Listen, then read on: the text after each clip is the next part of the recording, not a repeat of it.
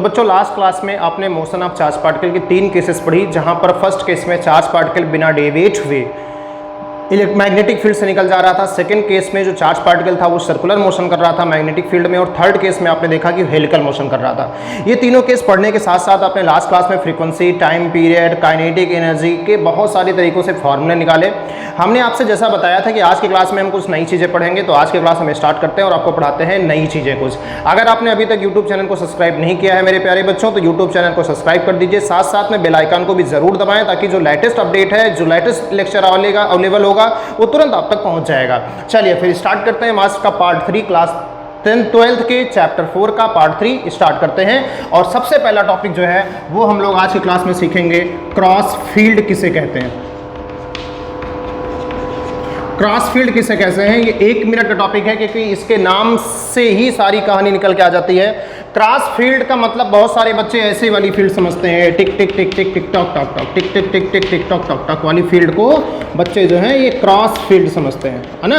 तो इसको cross field मत समझिएगा, ये क्रॉस तो बनी हुई है लेकिन ये मैग्नेटिक फील्ड है जो कि अंदर की ओर है। ये मैग्नेटिक फील्ड है जो कहाँ है, अंदर की ओर है। जी हाँ, ये magnetic field into the plane है, या कह सकते हो इनटू द ग्रीन बोर्ड है। ये ग्रीन बोर्ड में अंदर की ओर मैग्नेटिक फील्ड है। लेकिन अगर मैं बात करूं क्रॉस फील्ड की, तो ध्यान रखें क्रॉस फील्ड में 2 फील्ड होती हैं, एक होती है इलेक्ट्रिक फील्ड और एक होती है मैग्नेटिक फील्ड। सिर्फ अकेली फील्ड जो होती है वो क्रॉस फील्ड नहीं कहलाती है। क्रॉस फील्ड में इलेक्ट्रिक फील्ड और मैग्नेटिक फील्ड दोनों होती हैं, और अगर दोनों एक दूसरे के परपेंडिकुलर होती हैं जिसका नाम पड़ जाता है क्रॉस फील्ड। बिल्कुल इजी, सिंप्लीफाइड, मजेदार तरीके से फिजिक्स पढ़ रहे हैं आप लोग।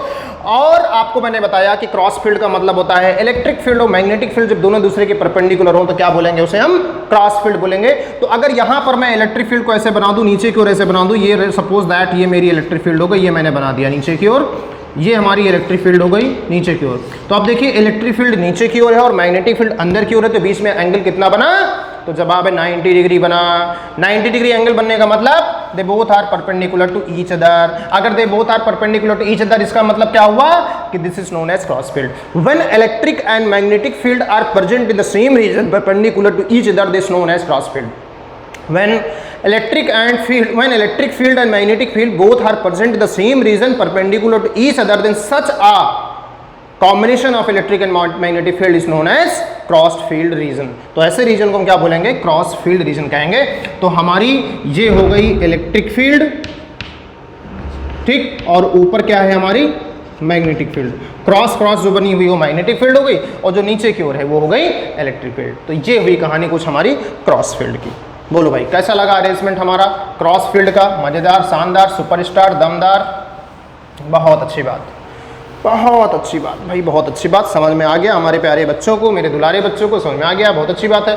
अब चलिए हम लोग एक नई स्टोरी पढ़ते हैं। आज की क्लास में हमें कुछ नया पढ़ेंगे हम। देखिए पिछली क्लास में हमने देखा कि हमारा चार्ज पार्टिकल मैग्नेटिक फील्ड से गुजर रहा है। मैग्नेटिक फील्ड से गुजरते हुए उसके साथ बड़ी बड़ी घटनाएं घटित होती हैं। जैसे फॉर एग्जाम्पल वो कभी सर्कुलर मोशन करने लगता है, कभी मेरा चार्ज पार्टिकल हेलिकल मोशन करने लगता है, कभी चार्ज पार्टिकल जिस तरह जा रहा था उसी तरह चला जाता है, उसमें कोई डेविएशन नहीं होता। आज की क्लास में हम ये सीखने वाले हैं कि अगर इलेक्ट्रिक फील्ड के साथ साथ में मैग्नेटिक फील्ड भी प्रेजेंट हो, जैसे कि यहाँ पर है इलेक्ट्रिक फील्ड के साथ साथ में अगर मैग्नेटिक फील्ड भी प्रेजेंट हो, तो चार्ज पार्टिकल के ऊपर क्या प्रभाव पड़ेगा। और हम ये जानना चाह रहे हैं कि क्या ऐसा संभव है, क्या ऐसा संभव है कि चार्ज पार्टिकल के ऊपर जो फोर्स लग रहा था, क्या वो फोर्स जीरो हो सकता है। कहने का मतलब ये है, मैंने एक दिन क्लास में पहले पार्ट में बताया था कि जो लॉरेंस फोर्स होता है उसका फॉर्मूला कुछ ऐसा होता है। अगर आप ध्यान से देखें तो F equals to Q E plus V cross B होता है। मैंने बताया था ये फार्मूला होता है लॉरेंस फोर्स का, जहां पर क्यू ई एक फोर्स है और क्यू ई भी एक फोर्स है। क्यू ई जो है ये हमारा इलेक्ट्रिक फोर्स का फार्मूला था, क्यू ई भी जो था ये मैग्नेटिक फोर्स का फार्मूला था। अगर ये दोनों फोर्सेस आपस में इक्वल हो जाएं और अपोजिट हो जाएं, कहने का मतलब क्या है कि जो क्यू ई है वो इक्वल हो जाए क्यू ई बी के, तो क्या होगा, तो उस समय होगा ये कि इलेक्ट्रिक फोर्स और मैग्नेटिक फोर्स दोनों एक दूसरे को कैंसिल डाउन कर देंगे। मतलब ऐसा होगा जैसे मैं ऐसे जा रहा था और मेरे ऊपर इधर से लगा इलेक्ट्रिक फोर्स और इधर से लगा मैग्नेटिक फोर्स, और दोनों एक दूसरे के इक्वल है। जैसे मैंने लिखा ना, electric force equals to magnetic force, दोनों एक दूसरे के इक्वल हैं, साथ साथ में एक दूसरे के अगेंस्ट भी हैं। तो जब इक्वल और एक दूसरे के अगेंस्ट हो जाएंगे तो मेरे ऊपर लगने वाला नेट फोर्स कितना हो जाएगा? तो मेरे ऊपर लगने वाला नेट फोर्स 0 हो जाएगा, और ना तो मैं इधर की ओर डिस्प्लेस होऊंगा ना मैं इधर की ओर डिस्प्लेस होऊंगा। तो कहने का मतलब ना मैं सर्कुलर मोशन करूंगा, ना मैं हेलिकल मोशन करूंगा, ना मैं प्रोजेक्टाइल मोशन करूंगा, मैं कोई भी मोशन नहीं करूंगा, ना मैं पैराबोलिक मोशन करूंगा। तो मैं इस प्रकार की कोई मोशन नहीं करूंगा और मैं चुपचाप जिस तरीके से जा रहा था उसी तरीके से चला जाऊंगा, क्योंकि मुझे मैग्नेटिक फोर्स ने कहा कि बेटा तुम सर्कुलर मोशन में हो जाओ, इलेक्ट्रिक फोर्स ने कहा नहीं तुम सर्कुलर मोशन में नहीं जा सकते, क्योंकि मेरे पास उतनी ही स्ट्रेंथ है जितनी कि मैग्नेटिक फील्ड तुम्हें सर्कुलर मोशन में कराने के लिए ले जा रहा है, उसी का उल्टा मैं मोशन फोर्स लगा दूंगा, तो तुमको सर्कुलर मोशन में नहीं जाने दूंगा। तो जो इलेक्ट्रिक फोर्स है वो मैग्नेटिक फोर्स को कैंसिल कर देगा और मेरे ऊपर लगने वाला जो नेट फोर्स है वो 0 हो जाएगा, और मैं जिस तरह से जा रहा था उसी कांस्टेंट वेलोसिटी से मैं जिस रास्ते पे जा रहा था उसी रास्ते पे चलता रहूंगा। तो इसको बोलते हैं कंडीशन ऑफ अनडेविएशन। ये बोर्ड एग्जाम में बहुत बार पूछा गया है, तो इसका नाम भी नोट करना जरूरी है। इसको बोलते हैं कंडीशन ऑफ अनडेविएशन। कंडीशन ऑफ अनडेविएशन बोलते हैं। अनडेविएशन का मतलब बिना डेविएट हुए, विदाउट बीइंग डेविएट हुए, बिना चार्ज पार्टिकल का क्रॉस फील्ड से गुजर जाना। अब यहाँ पर इसीलिए मैंने आपको क्रॉस फील्ड पढ़ाई थी। क्रॉस फील्ड से बिना डेविएट हुए गुजर जाने की फिनोमिना को हम लोग बोलते हैं, क्या बोलते हैं भाई? कंडीशन ऑफ अनडेविएशन बोलते हैं। तो हम एक चार्ज पार्टिकल कंसीडर करने जा रहे हैं और उस चार्ज पार्टिकल के ऊपर देखेंगे कि वो चार्ज पार्टिकल किस तरीके से बिना डेविएट हुए गुजर सकता है। तो चलिए करने की शुरुआत चालू करते हैं। ये जो हमारे पास रीजन है, इस रीजन में अगर ध्यान से देखा जाए, ये जो हमारे पास रीजन है, इस रीजन में अगर ध्यान से देखा जाए तो जो मैग्नेटिक फील्ड है वो -z एक्सिस में है। अंदर की ओर का मतलब होता है -z एक्सिस। जो इलेक्ट्रिक फील्ड है वो -y एक्सिस में है। कहने का मतलब हो गया मैग्नेटिक फील्ड जो है उसके लिए अगर हम यूनिट वेक्टर लिखें तो माइनस का k लिखेंगे, माइनस का k यूनिट वेक्टर। और जो इलेक्ट्रिक फील्ड है अगर उसके लिए यूनिट वेक्टर लिखें तो उसके लिए यूनिट वेक्टर लिखा जाएगा माइनस का j वेक्टर। माइनस का j क्यों? y एक्सिस पे j यूनिट वेक्टर होता है, ये लिखेंगे। मेरा जो चार्ज पार्टिकल है वो ऐसे आ रहा है, ये चार्ज पार्टिकल है। इलेक्ट्रॉन ले लेते हैं, इलेक्ट्रॉन के लिए सारी कहानी उल्टी हो जाएगी, आप सबको पता है, क्योंकि इलेक्ट्रॉन जो होता है वो नेगेटिव चार्ज पार्टिकल है।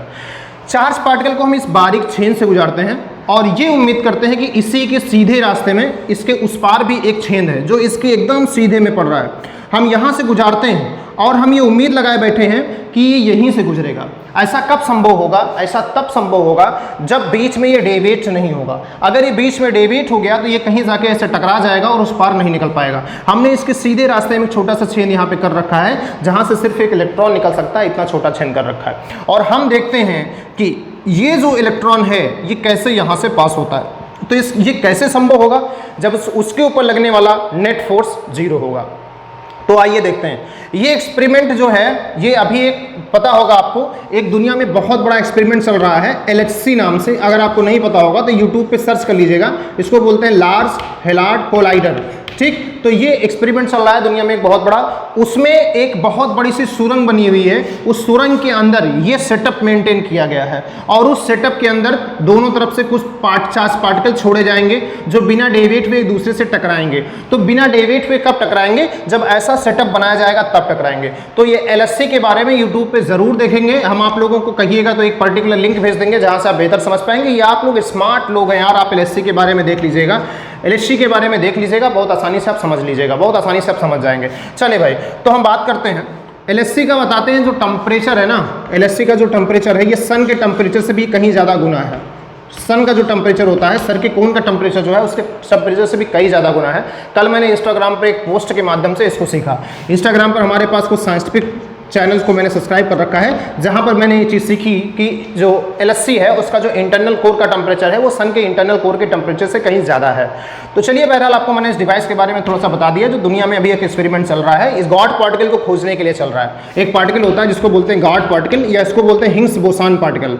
ठीक, तो गॉड पार्टिकल को खोजने के लिए एक्सपेरिमेंट हो रहा है और उसी एक्सपेरिमेंट के लिए जो डिवाइस यूज़ की गई है उसका नाम है LHC। ये कई किलोमीटर लंबी डिवाइस है। लगभग 1.8 या 1.6 किलोमीटर लंबी डिवाइस है। जब आप देखेंगे तो आप बेहतर जान पाएंगे। देखने के बाद हमारे यूट्यूब चैनल पर इसके बारे में जरूर पोस्ट करें ताकि सब लोग पढ़ें। कमेंट सेक्शन में इस वीडियो के नीचे पोस्ट करिएगा देखने के बाद इस वीडियो को, ताकि आप कितना नॉलेज गेन किए हैं ये चीज़ भी दूसरे बच्चे देख पाएंगे और मैं भी देख पाऊंगा वास्तव में आपने इस वीडियो को देखा या नहीं देखा। जब आप फिजिक्स पढ़ रहे हैं तो फिजिक्स की दुनिया में कहाँ क्या चल रहा है ये जानना बहुत जरूरी हो जाता है मेरे प्यारे बच्चों। तो चलिए आ जाइए मेरे दुलारे बच्चों। आइए देखिए मैंने क्या कहा, यहाँ से ये इलेक्ट्रॉन निकलेगा और मेरा टारगेट है कि यहाँ से गुजरे। ये कब संभव होगा जरा आके देखते हैं। इसके ऊपर एक मैग्नेटिक फोर्स लगेगा। सबसे पहले मैग्नेटिक फोर्स की डायरेक्शन पता करते हैं किधर क्यों लगेगा। तो हमारा जो मैग्नेटिक फोर्स है उसके लिए हम लोग क्या करते हैं, लेफ्ट हैंड रूल अप्लाई करते हैं। तो हमारा चार्ज पार्टिकल जा किधर रहा है, हमारा चार्ज पार्टिकल जा इधर रहा है, लेकिन ये नेगेटिव चार्ज पार्टिकल है। नेगेटिव चार्ज पार्टिकल का कारण क्या है, इलेक्ट्रॉन है, इसलिए हम चार्ज पार्टिकल को इधर जाता हुआ मानेंगे। तो हमारी जो motion of direction of charge particle है वो इधर की ओर हो जाएगी, ऐसे हो गई। अब कहने का मतलब क्या, मैग्नेटिक फील्ड किधर है, तो मैग्नेटिक फील्ड अंदर की ओर है। ये देखिए मैग्नेटिक फील्ड किधर की ओर, अंदर की ओर। तो मैग्नेटिक फील्ड अंदर की ओर हो गई, चार्ज पार्टिकल मेरा इधर हो गया क्योंकि इलेक्ट्रॉन की डायरेक्शन उल्टी ली जाती है। तो फोर्स किधर लगेगा, फोर्स नीचे क्यों लगेगा, फोर्स किधर लगेगा, फोर्स नीचे क्यों लगेगा। तो इसमें जो मैग्नेटिक फोर्स लगेगा वो नीचे क्यों लगेगा, ध्यान से सुनिएगा। जो मैग्नेटिक फोर्स लगेगा वो नीचे क्यों लगेगा, एफ एम। तो यहां मैं लिख देता हूं एफ एम जो होगा, एफ एम जो होगा वो माइनस जे डायरेक्शन में लगेगा। कहाँ लगेगा, माइनस जे डायरेक्शन में लगेगा। नोट कर लीजिए, माइनस जे का मतलब हो गया नेगेटिव वाई एक्सिस में लगेगा। बात समझे नहीं समझे। और आपको पता है कि being a negative charge particle ये इलेक्ट्रिक फील्ड में किधर की ओर मूव करता है, तो इलेक्ट्रिक फील्ड के अगेंस्ट मूव करता है। अब इलेक्ट्रिक फील्ड किधर की ओर है, तो जवाब है electric field minus Y axis में है। तो मैग्नेटिक फोर्स किधर काम करेगा, सॉरी इलेक्ट्रिक फोर्स किधर काम करेगा, तो इलेक्ट्रिक फोर्स काम करेगा प्लस जे एक्सिस में, क्योंकि जिधर इलेक्ट्रिक फील्ड होती है उसके अगेंस्ट नेगेटिव चार्ज पार्टिकल जाता है, तो ये प्लस जे डायरेक्शन में जाएगा, मतलब पॉजिटिव वाई एक्सिस में लगेगा। तो कहने का मतलब क्या हो गया, कहने का मतलब ये हो गया कि मैग्नेटिक फोर्स जो है वो माइनस जे में है और इलेक्ट्रिक फोर्स जो है वो प्लस जे में। बोलो कहानी समझ में आई कि नहीं आई, बिल्कुल आई। बहुत अच्छी बात है भैया, कहानी समझ में आई। तो अब कहानी समझ में आ गई है, तो अगर ये माइनस जे डायरेक्शन में जाएगा और ये प्लस जे डायरेक्शन में जाएगा तो दोनों एक दूसरे के अगेंस्ट हो गए। कहने का मतलब ये मैग्नेटिक फोर्स हो गया और इसमें ऊपर को लगेगा इलेक्ट्रिक फोर्स। अगर ये किसी भी तरीके से दोनों बराबर हो जाए, मतलब Fe और Fm बराबर हो जाए, क्वेश्चन उठता है ये दोनों बराबर कैसे होंगे। डायग्राम के सेटअप से मैंने इनको एक दूसरे के इक्वल तो कर लिया, डायग्राम के सेटअप से मैंने एक दूसरे के अगेंस्ट तो कर लिया। अब मैं इन दोनों के दूसरे के इक्वल कैसे करूं, तो उसका जवाब मैथ देती है, उसका जवाब मैथमेटिक्स कैसे देती है। मैथमेटिक्स कहती है क्यों ना बच्चा तुम Fm इक्वल टू Fe रख दो। अगर Fm इक्वल टू Fe रखोगे तो यहाँ आ जाएगा QE equals to QVB। Sine 90 होगा क्योंकि 90 डिग्री पर है, ठीक। Q से Q कट जाएगा, कितना आ जाएगा, E इक्वल्स टू VB, या यहां से अगर देखा जाए तो V इक्वल्स टू आ गया E बाई बी। कितना आ गया, V equals to E by B. मतलब एक क्रॉस्ड फील्ड में अगर चार्ज पार्टिकल को एक ऐसी वेलोसिटी के साथ फेंका जाए, बहुत ध्यान से सुनिएगा, एक ऐसी वेलोसिटी के साथ फेंका जाए जिसका मैग्नीट्यूड इलेक्ट्रिक फील्ड और मैग्नेटिक फील्ड के मैग्नीट्यूड के रेशियो के बराबर हो, तो चार्ज पार्टिकल के ऊपर कोई फोर्स नहीं लगेगा। देखिए इस कंडीशन से क्या मिला, इस कंडीशन से ये मिला कि दोनों फोर्सेस इक्वल हो जाएंगे। इस सेटअप से क्या मिला, लगने वाले दोनों फोर्स एक दूसरे के अगेंस्ट हो जाएंगे। तो दोनों से मिलाकर क्या मिला, दोनों से मिलाकर ये मिला कि दोनों फोर्सेस इक्वल और अपोजिट हो जाएंगे। तो हमारा टारगेट पूरा, टारगेट क्या था, कंडीशन ऑफ अनडेविएशन मेरा टारगेट था। तो अब पार्टिकल बिना डेविएट हुए चला जाएगा। जे थॉमसन ने सबसे पहले जब इलेक्ट्रॉन की खोज की थी तो इसी सेटअप का यूज किया था। अब आप कहोगे सर इलेक्ट्रॉन की खोज की थी तो इलेक्ट्रॉन लाए कहां से थे, उन्हें पता ही नहीं था, उन्होंने कैथोड रेज इधर से भेजी थी और ये सेटअप बना के रखा हुआ था। ये सेटअप जब उन्होंने बना के रखा हुआ था तो उन्होंने इलेक्ट्रॉन के चार्ज और मास वैल्यू की कैलकुलेशन के लिए यह तरीका अपनाया। उन्होंने इलेक्ट्रिक फील्ड वहां पे जो अप्लाई थी और मैग्नेटिक फील्ड जो अप्लाई थी उसी के रेशियो निकाला और उसी के रेशियो से उस पार्टिकल को वहां से भेज दिया। तो पार्टिकल बिना डेविएट हुए वहां से गुजर गया। तो इसका एप्लीकेशन जो हमारे हिस्ट्री में है वो जे थॉमसन के इलेक्ट्रॉन की खोज के केस में इसका यूज किया गया है। ठीक है, तो यहां से आपको ये चीज भी पता चलती है कि इसका हिस्ट्री में कहां पर यूज हुआ है और वर्तमान में कहां पर इसका यूज हो रहा है। मैंने आपसे बता दिया, इसका यूज LHC में हो रहा है। तो क्या पूरी समरी निकली, समरी ये निकली कि अगर किसी चार्ज पार्टिकल को एक क्रॉस फील्ड में, किसी चार्ज पार्टिकल को एक क्रॉस फील्ड में ऐसे वेलोसिटी के साथ भेजा जाए जिसकी वैल्यू इलेक्ट्रिक फील्ड और मैग्नेटिक फील्ड के रेशियो के बराबर होता है, तो चार्ज पार्टिकल बिना डेविएट हुए उस क्रॉस फील्ड से गुजर जाएगा, बेचारा गुजर जाएगा। ठीक, तो इसको क्या बोलते हैं? इसको बोलते हैं वेलोसिटी सिलेक्टर। क्या बोलते हैं इसको? वेलोसिटी सिलेक्टर कहते हैं। इस फॉर्मूले को या इस सेटअप को बोलते हैं वेलोसिटी सिलेक्टर या वेलोसिटी फिल्टर के नाम से इसको जाना जाता है। ठीक है, कंडीशन ऑफ अनडेविएशन या वेलोसिटी सिलेक्टर के नाम से इसको जाना जाता है। ठीक, तो इसे नोट कर लीजिए, काफी इंपॉर्टेंट सी चीज थी ये। वेलोसिटी सिलेक्टर के बारे में आप लोगों ने पढ़ लिया। चलिए, आपसे बोर्ड एग्जाम में पूछेगा तो आपको बढ़िया सा तरीका निकालकर इस चीज को समझाना है।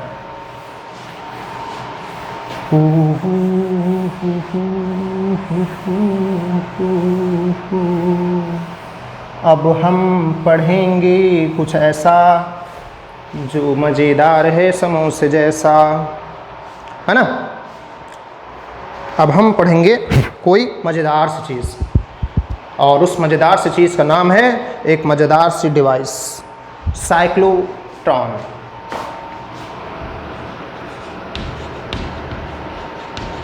This is a device. इसकी हिस्ट्री अगर आपको पढ़ना है तो फिर आपको नेट का सहारा लेना पड़ेगा। इंडिया में बहुत सारे जगहों पर बहुत सारे साइक्लोट्रॉन बने हुए हैं।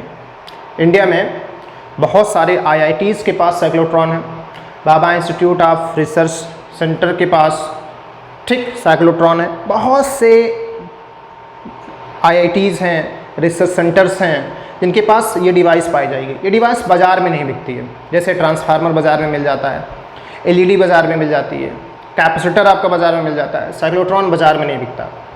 ये डिज़ाइन किया जाता है स्पेशल पर्पज़ के लिए।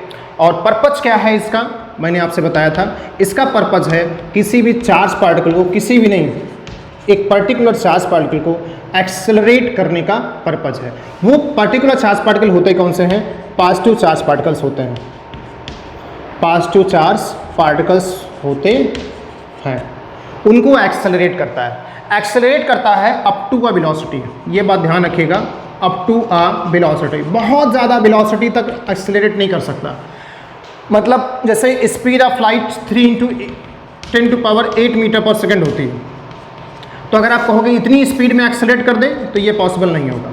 इतनी स्पीड में कोई चीज़ एक्सेलरेट नहीं की जा सकती। इस स्पीड में या इस ऑर्डर में भी एक्सेलरेट नहीं कर सकता।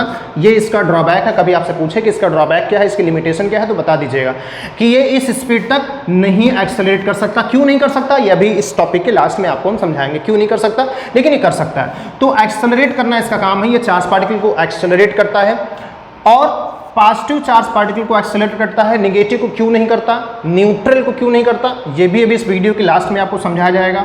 अप टू मैक्सिमम वेलोसिटी तक ही क्यों करता है, ये भी आपको अभी समझाया जाएगा। देखिए, एक्सेलरेट करना एक बड़ा गजब का काम है। एक्सेलरेट करना एक बड़ा गजब का काम है। आपने कभी रनिंग पाथ देखा है? रनिंग पाथ जो बनाया जाता है, जिस पे लोग दौड़ते हैं, एथलीट दौड़ते हैं, तो कई बार उसको ऐसे बना दिया जाता है, गोल गोल बना दिया जाता है कि भाई आप यहाँ से दौड़ना चालू करिए, ऐसे दौड़कर यहाँ पे अपनी रेस फिनिश कर दीजिए। इसको लंबा क्यों नहीं बनाया जाता? क्योंकि इसको अगर लंबा बनाया जाएगा तो यहाँ से लेकर वहाँ तक मुझे निगरानी रखनी पड़ेगी। अगर ये ऐसे बनाया जाएगा तो यहाँ पर बैठकर मैं सब कुछ देख लूँगा। अगर इसको लंबा बनाया जाएगा तो यहाँ पे जो बैठा हुआ है वो यहाँ पर फिनिशिंग पॉइंट को नहीं देख पाएगा कि वास्तव में रेस कौन जीता। तो ये कहने का मतलब ये है कि छोटी सी जगह में मैक्सिमम आउटपुट लेने के लिए चीज़ों को घुमा के वहीं पर किया जाता है। तो क्योंकि हमें चार्ज पार्टिकल को एक्सेलरेट करना है, तो हमारा भी लक्ष्य कुछ ऐसा है। हम चाहते हैं कि हमारा चार्ज पार्टिकल एक पॉइंट के चारों तरफ ऐसे गोल गोल घूमे और घूमता हुआ अपनी स्पीड को खूब तेज करता रहे। जैसे जैसे ये ऊपर वाले पाथ में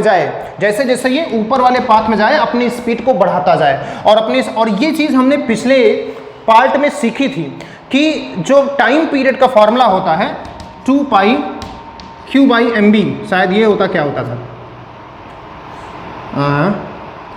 शायद यही होता है 2π/Q/mb। ये टाइम पीरियड का फॉर्मूला था। मैंने बताया था जो टाइम पीरियड होता है वो velocity and radius of path दोनों पर डिपेंडेंट नहीं होता।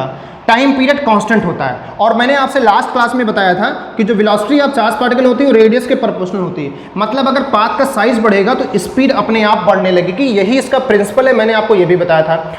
तो जब यहाँ पर पाथ बढ़ेगा, मतलब पाथ ये छोटा है तो स्पीड छोटी है, पाथ ये बड़ा हुआ तो स्पीड और बढ़ जाएगी, पाथ अगर इतना हुआ तो स्पीड और बढ़ जाएगी, पाथ अगर इतना हुआ तो स्पीड और बढ़ जाएगी, पाथ अगर इतना हो गया तो स्पीड और बढ़ जाएगी।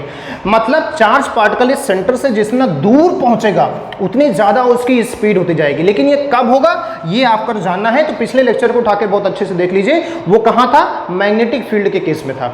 ऐसा होना मैग्नेटिक फील्ड के केस में लिखा हुआ था। लेकिन समस्या ये है कि चार्ज पार्टिकल जो है ये इस पाथ से इस पाथ में जाएगा कैसे।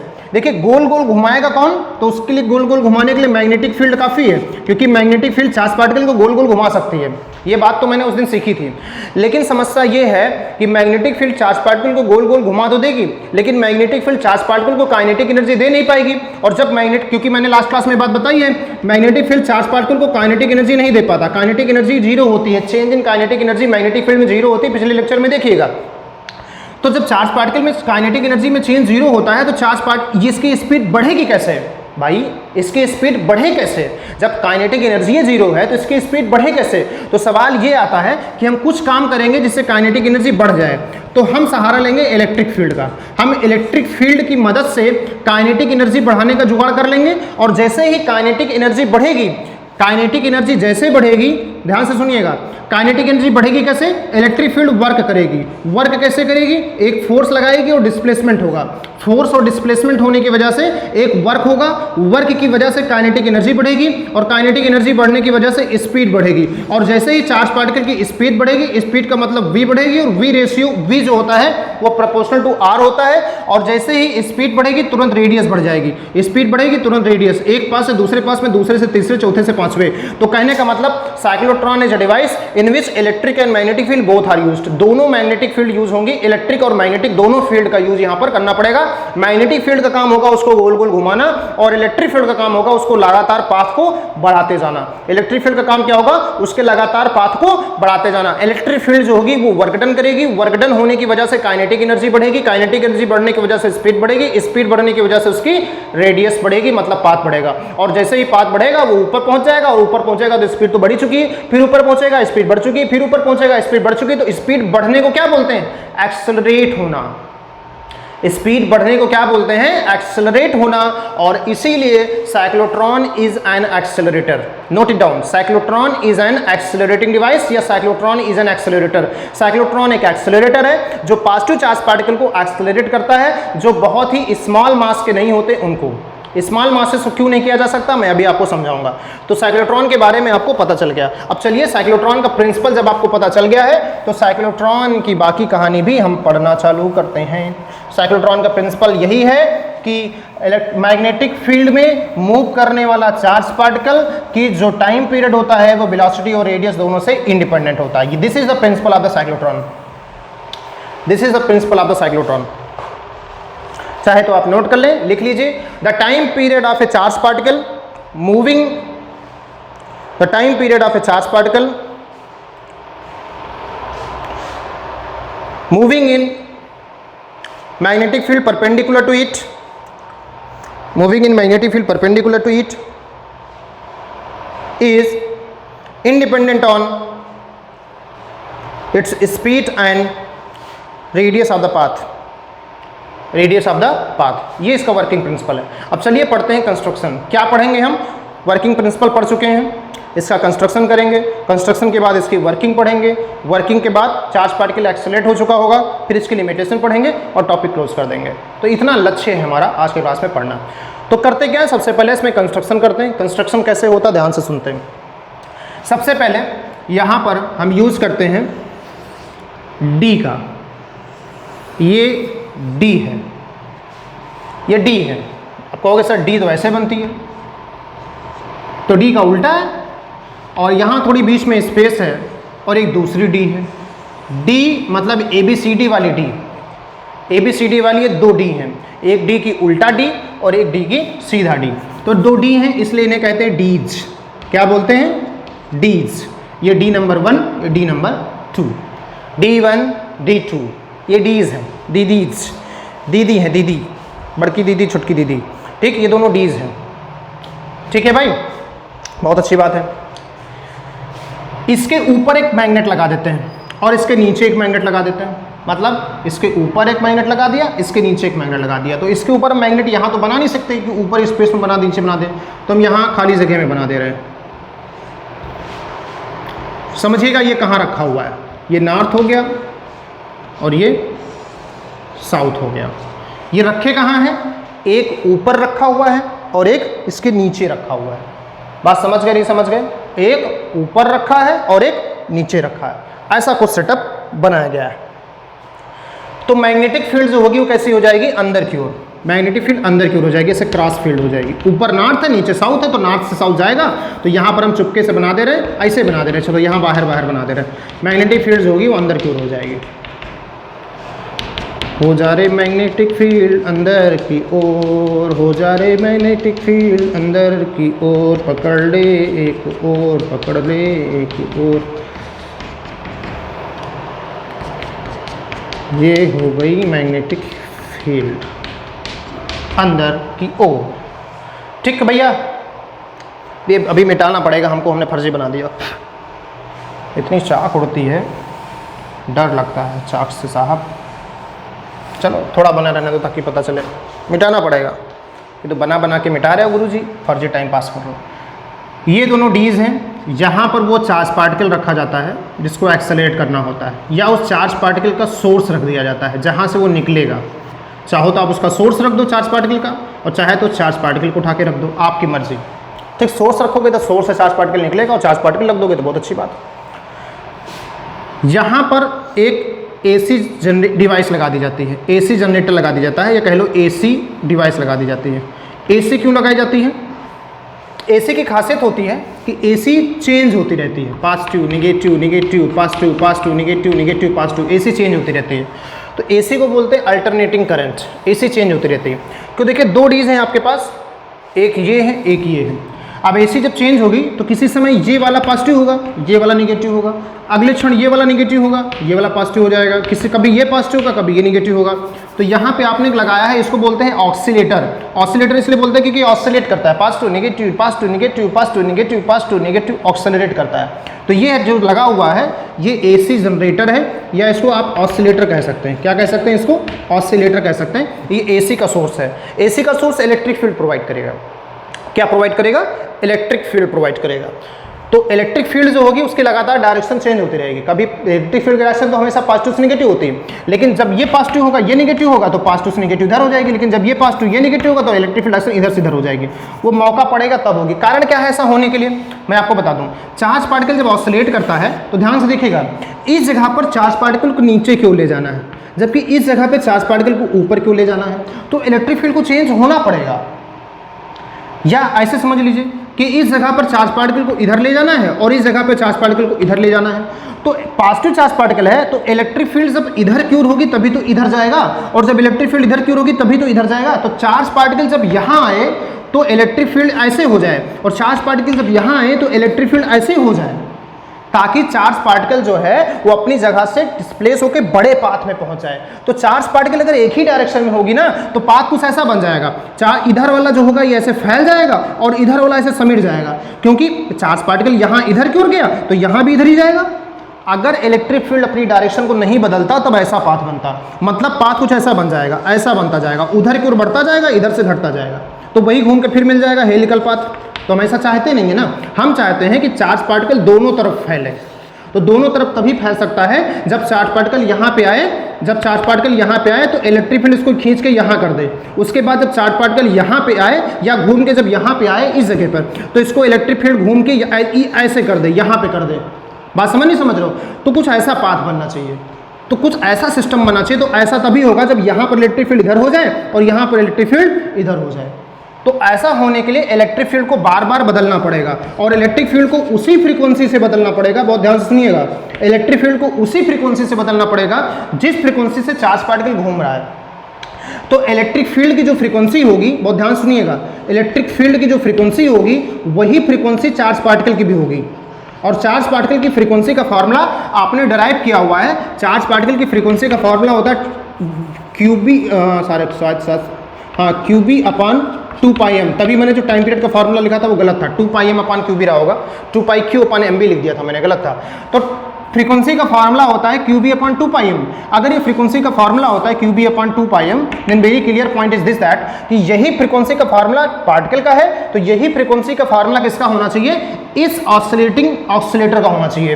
तो हम लोग क्या करते हैं, जो चार्ज पार्टिकल लेते हैं उस चार्ज पार्टिकल का चार्ज और मास पता कर लेते हैं, वहां पे अप्लाई की गई मैग्नेटिक फील्ड पता कर लेते हैं, तो एक फ्रीक्वेंसी की वैल्यू आ जाती है। फिर उसी फ्रीक्वेंसी का यहाँ पे ऑसिलेटर लगा देते हैं। तो जिस तरीके से पार्टिकल ऑसिलेट करता है उसी हिसाब से यहाँ इलेक्ट्रिक फील्ड की डायरेक्शन भी चेंज होती रहती है, और चार्ज पार्टिकल हमारा क्या होता है, लगातार एक्सेलरेट हो जाता है। तो कहानी को समझ में आई। अब क्वेश्चन ये उठता है कि डीज कैसी होती हैं। तो ये डीज होती है हालो, खोखली, ये डीज होती है खोखली। असल में ये दो लेयर में होती है, एक ऊपर एक नीचे, बीच में खाली जगह है। एक लेयर ऊपर है, एक लेयर अंदर है, बीच में खाली जगह है। बीच में खाली जगह क्यों है, तो उसका जवाब है इलेक्ट्रोस्टैटिक सील्डिंग के लिए। इलेक्ट्रिक फील्ड के जो हालो स्पेस है वो सील्ड बन जाती है, सील्ड बन जाती है, कह सकते हो कैविटी बन जाती है। तो अंदर इलेक्ट्रिक फील्ड का प्रभाव नहीं पहुंचता, अंदर इलेक्ट्रिक फील्ड का प्रभाव नहीं पहुंचता। तो ये जो खाली जगह है, इस खाली जगह में केवल इलेक्ट्रिक फील्ड का प्रभाव पड़ता है। इसके अंदर जो खोखला पोर्शन है, इधर भी खोखला इधर भी खोखला, उसमें इलेक्ट्रिक फील्ड जीरो हो जाती है। मैग्नेटिक फील्ड होती है लेकिन इलेक्ट्रिक फील्ड वहां पर जीरो हो जाती है। तो चार्ज पार्टिकल गोल गोल तो घूमता है लेकिन अंदर जो है एक्सेलरेट नहीं होता। एक्सेलरेट तब होता है जब यहाँ बाहर आता है, यहाँ जब इस रीजन में आता है तो बाहर आता है तो एक्सेलरेट होता है, और जब इस रीजन में यहाँ पहुँचता है तो उसी समय इलेक्ट्रिक फील्ड चेंज हो जाती है और उसको एक्सेलरेट होने का मौका मिलता है। अब आइए आपको हम दर्शन कराते हैं वास्तविकता का। तो अब हम पढ़ने जा रहे हैं वर्किंग। पढ़ा तो वैसे वर्किंग ही रहता है इतनी देर से, अब हम थोड़ा डीपली वर्किंग पढ़ने जा रहे हैं कि कैसे काम करता है। आइए आपको दिखाते हैं। तो हमारे पास यहाँ पे चार्ज पार्टिकल था। अब शुरुआत में मान लेते हैं ये पॉजिटिव है, ये नेगेटिव है। तो चार्ज पार्टिकल कैसा है, चार्ज पार्टिकल भी पॉजिटिव है, चार्ज पार्टिकल भी पॉजिटिव है। तो चार्ज पार्टिकल नेगेटिव की तरफ जाएगा। तो चार्ज पार्टिकल मान लेते हैं ऐसे बढ़ा, बहुत ध्यान सुनिएगा। चार्ज पार्टिकल जैसे ऐसे बढ़ेगा वो मैग्नेटिक फील्ड में चल रहा है, इसलिए तुरंत वो सर्कुलर मोशन करने लगेगा। कैसी मोशन करने लगेगा, सर्कुलर मोशन। और चार्ज पार्टिकल जैसे यहाँ पर आएगा तो देखो यहाँ पर है पॉजिटिव, ये तुरंत इसको रिपेल करेगा, कहेगा मेरे पास मत आ भाई, मैं भी पॉजिटिव तू भी पॉजिटिव, क्या करेगा आके, कुछ नहीं होगा हमारा तुम्हारा। तो ये रिपेल करेगा, नहीं आने देगा। तो लेकिन इससे छुट्टी पाने के लिए हमारा एक्सेलरेटर क्या करता है, जैसे चार्ज पार्टिकल घूम के यहाँ पे आता है तुरंत ये नेगेटिव हो जाता है और ये तुरंत पॉजिटिव हो जाता है। तो यहाँ से पार्टिकल रिपल्सन फील करता है, इधर की ओर अट्रैक्शन फील करता है। तो पार्टिकल इधर की ओर आता है, और जब इधर की ओर आता है तो यहाँ पर होती है इलेक्ट्रिक फील्ड जो उसको एक्सेलरेट करती है, उसके ऊपर लगाती है फोर्स, कहता है एक्सेलरेट करती है। तो जब उसको अपनी ओर एक्सेलरेट करती है तो वो तेजी से बढ़ता हुआ आता है, और उतनी देर ये नेगेटिव रहता है, उतनी देर पॉजिटिव। फिर जब ये यहाँ पर पहुँचता है तो फिर ये एक्सेलरेट करता है, और एक्सेलरेट होने के साथ ये पार्टिकल फिर भागता है। तो कुल मिलाकर लगातार ऐसे ये घूमता रहता है, और यहाँ पर एक रास्ता दे दिया जाता है इसको, और यहाँ से निकलकर यहाँ पे टारगेट होता है, टारगेट पे जाके ये गिर जाता है। जब हमारी स्पीड जितनी होनी चाहिए उतनी हो जाती है तो इसको हम टारगेट पे जाके गिरा देते हैं। तो इस तरीके से हमारे चार्ज पार्टिकल को एक्सेलरेट किया जाता है। बात को समझ में आई कि नहीं आई? अगर समझ में आई तो जरूर बताएंगे कि सर हम साइक्लोट्रॉन डिवाइस को समझ गए, और नहीं समझ में आएगी तो बोलिएगा सर हम नहीं समझ सकते जीवन भर, क्योंकि सबसे बेहतर तरीके से मैंने आपको समझा दिया कि हाउ साइक्लोट्रॉन डिवाइस वर्क्स। तो इस तरीके से साइक्लोट्रॉन डिवाइस वर्क करती है। तो यहाँ पर अगर आप ध्यान से देखें तो यहाँ पर हो रही फिनोमेना ऑफ रेजोनेंस, यहाँ पर रेजोनेंस की फिनोमेना हो रही। अगर आप थोड़ा ध्यान से देखें तो यहाँ पर रेजोनेंस की फिनोमेना हो रही। वाई रेजोनेंस की फिनोमेना? क्योंकि यहाँ पर फ्रीक्वेंसी ऑफ चार्ज पार्टिकल और फ्रीक्वेंसी ऑफ एक्सेलरेटर दोनों सेम है। 11th क्लास में आपने रेजोनेंस पढ़ा था, आपने पढ़ा था कि दो चीज़ों की फ्रीक्वेंसी जब मैच कर जाती है तो उसको रेजोनेंस कहते हैं। तो अब चार्ज पार्टिकल की फ्रीक्वेंसी और एसी ऑसिलेटर की फ्रीक्वेंसी दोनों मैच कर गई, जिसे बोलते हैं रेजोनेंस फ्रीक्वेंसी, या इसी को बोलते हैं साइक्लोट्रॉन फ्रीक्वेंसी। लास्ट क्लास में भी मैंने बताई और यहाँ पर भी मैं बता रहा हूँ, इसको रेजोनेंस फ्रीक्वेंसी या साइक्लोट्रॉन फ्रीक्वेंसी के नाम से जाना जाता है। साइक्लो का मतलब होता है, कई बार बच्चे कंफ्यूज हो जाते हैं, साइक्लो का मतलब होता है गोल गोल, ट्रॉन का मतलब बच्चे पार्टिकल समझ लेते हैं, जैसे इलेक्ट्रॉन, प्रोटॉन, पॉजिट्रॉन। तो बच्चे इसको पार्टिकल समझ लेते हैं, पार्टिकल नहीं है, ये एक्सेलरेटिंग डिवाइस है। पार्टिकल्स को एक्सेलरेट करने वाली, गोल गोल घुमाने वाली डिवाइस को बोलते हैं साइक्लोट्रॉन। बहुत सारी एक्सेलरेटिंग डिवाइसेस होती हैं, उनमें से एक है साइक्लोट्रॉन। तो रेजोनेंस फ्रीक्वेंसी या साइक्लोट्रॉन फ्रीक्वेंसी को इसको जाना जाता है, और इसका फॉर्मूला क्या होता है? इसका फॉर्मूला होता है QB/2πm, ये इसका फार्मूला होता है। कभी भी न्यूमेरिकल आए, आपसे रेजोनेंस फ्रीक्वेंसी की बात करें तो रेजोनेंस फ्रीक्वेंसी के लिए फार्मूला लगाएं, साइक्लोट्रॉन फ्रीक्वेंसी की बात करें साइक्लोट्रॉन फ्रीक्वेंसी के लिए फार्मूला लगाएं। आपके सिलेबस में मतलब पार्ट 1 जो आपका चल रहा है, इसमें दो रेजोनेंस फ्रीक्वेंसी होती हैं। एक रेजोनेंस फ्रीक्वेंसी आप साइक्लोट्रॉन होती है, एक रेजोनेंस फ्रीक्वेंसी आप LCR सर्किट होती है, जो भविष्य में आप पढ़ेंगे आने वाले चैप्टर्स में। तो जब बोर्ड एग्जाम में पूछता है क्वेश्चन तो क्लियरली बात करता है कि हम कौन से रेजोनेंस फ्रीक्वेंसी पूछ रहे हैं। तो रेजोनेंस फ्रीक्वेंसी जब साइक्लोट्रॉन की कहेगा तो ये फार्मूला लगाएंगे, और रेजोनेंस फ्रीक्वेंसी जब एलसीआर की कहेगा तो वहाँ आने वाले चैप्टर्स में वहाँ आप सीख जाएंगे कि उसका फार्मूला क्या होता है। तो कुछ बात मेरी समझ में आई आप लोगों की नहीं आई। तो साइक्लोट्रॉन इस तरीके से काम करता है। अब क्वेश्चन ये उठता है, साइक्लोट्रॉन के बारे में हमने पढ़ लिया, कंस्ट्रक्शन पढ़ लिया, वर्किंग पढ़ लिया, प्रिंसिपल पढ़ लिया, साइक्लोट्रॉन की कमजोरियाँ भी पढ़ लेते हैं। आइंस्टाइन थ्योरी ऑफ रिलेटिविटी आप लोग ने सुना होगा, आइंस्टाइन थ्योरी ऑफ रिलेटिविटी, बोलोगे हाँ सर सुना होगा। आइंस्टाइन थ्योरी ऑफ रिलेटिविटी कहता है कि जब कोई पार्टिकल बहुत तेजी से रिलेटिविस्टिक वेलोसिटी मतलब स्पीड ऑफ लाइट की वेलोसिटी से चलने लगे, वह ध्यान से सुनिएगा, जब कोई चार्ज पार्टिकल रिलेटिविस्टिक वेलोसिटी मतलब स्पीड ऑफ लाइट से चलने लगे तो उसका जो मास हो जाता है वो rest mass upon under root 1 minus V square upon C square हो जाता है, ये हो जाता है। तो यहाँ से अगर ध्यान से देखा जाए, जबकि हम जानते हैं कि हमारा जो फ्रीक्वेंसी का फॉर्मूला होता है वो क्यू बी अपॉन 2 पाई एम होता है, ये फ्रीक्वेंसी का फॉर्मूला होता है। अगर हमारा चार्ज पार्टिकल इस रिलेटिविस्टिक वेलोसिटी के साथ चलने लगा, मतलब अगर v जो हो गई वो कंपैरेटिवली c के बराबर हो गई, तो हमारा जो मास है वो वेरिएबल हो जाएगा, जो मास होगा वो हमारा वेरिएबल हो जाएगा। और अगर मास हमारा वेरी हो गया, रिलेटिविस्टिक वेलोसिटी तक अगर वो पहुंचा कि v c के बराबर या आधी या उसी के लगभग कुछ पहुंच जाए, तो मास वेरिएबल हो जाएगा, और मास जैसे वेरिएबल हुआ फ्रीक्वेंसी तुरंत वेरिएबल हो जाएगी, और फ्रीक्वेंसी तुरंत अगर वेरिएबल हो गई तो फ्रीक्वेंसी बदल जाएगी। तो पार्टिकल जो घूम रहा है उसकी फ्रीक्वेंसी बदल जाएगी, लेकिन हमने एसी ऑसिलेटर की फ्रीक्वेंसी को तो कांस्टेंट मेंटेन करके रखा हुआ है, तो वहाँ पर रेजोनेंस की फिनोमिना नहीं होगी, और जब रेजोनेंस की फिनोमिना नहीं होगी तो चार्ज पार्टिकल एक्सेलरेट नहीं करेगा, वैसे में लड़बेड़ करके मर जाएगा, तो रेजोनेंस ही नहीं हो पाएगा। तो कुल मिलाकर कहानी क्या पता चलती है? कहानी नंबर 1 जो मैंने आपको समझाई, इस स्टोरी से ये पता चलता है कि हाई स्पीड में चार्ज पार्टिकल एक्सेलरेट नहीं किया जा सकता। क्यों नहीं किया जा सकता? अगर इसको शब्दों में लिखना है, कहानी नहीं सुनाना है एग्जामिनर को, तो ऐसे लिख दीजिए कि हाई स्पीड में चार्ज पार्टिकल को एक्सेलरेट करने पर आइंस्टाइन थ्योरी ऑफ रिलेटिविटी के अनुसार मास चेंज होने लगता है, और मास चेंज होने की कंडीशन में फ्रीक्वेंसी चेंज हो जाएगी, और जो रेजोनेंस की फिनोमिना हो रही थी वो नहीं होगी, और जब रेजोनेंस ही नहीं होगा तो फिर चार्ज पार्टिकल एक्सेलरेट भी नहीं होगा। This is the story. Okay, तो यहां पर जो चार्ज पार्टिकल आप एक्सेलरेट कर रहे थे वो ज़्यादा हाई स्पीड तक एक्सेलरेट नहीं किया सकते। यहां पर हाई स्पीड का मतलब स्पीड ऑफ लाइट के आसपास की स्पीड से है। जहां पर हाई स्पीड का मतलब स्पीड ऑफ लाइट की स्पीड के आसपास से है, तो ये बोलते हैं वेरिएबल मास का फॉर्मूला। यहां पर मैंने लिख रखा है, इसको मैंने आपको प्रूव करके बाकायदा दिखा दिया।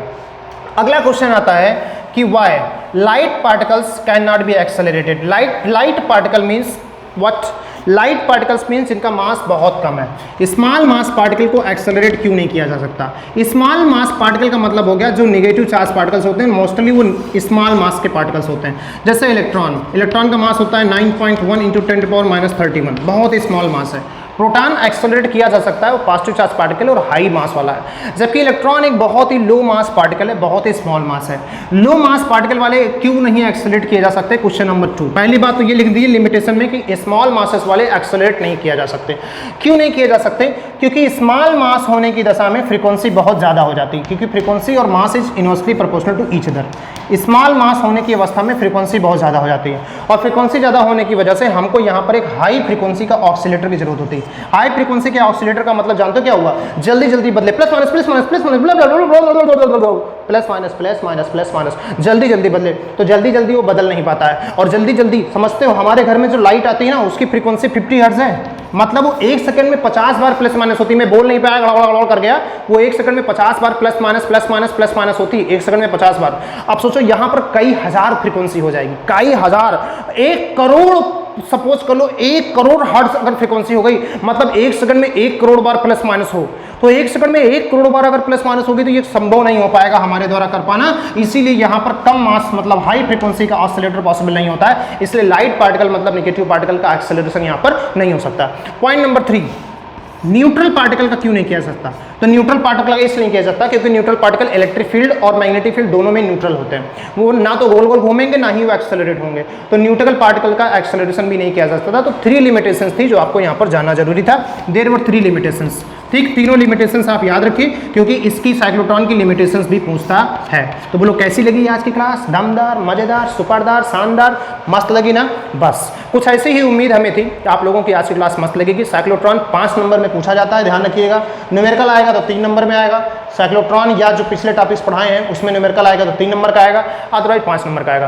प्रैक्टिस शीट मैंने लास्ट वाले लेक्चर के साथ किसी को नहीं दी थी क्योंकि उसमें साइक्लोट्रॉन के भी क्वेश्चन थे।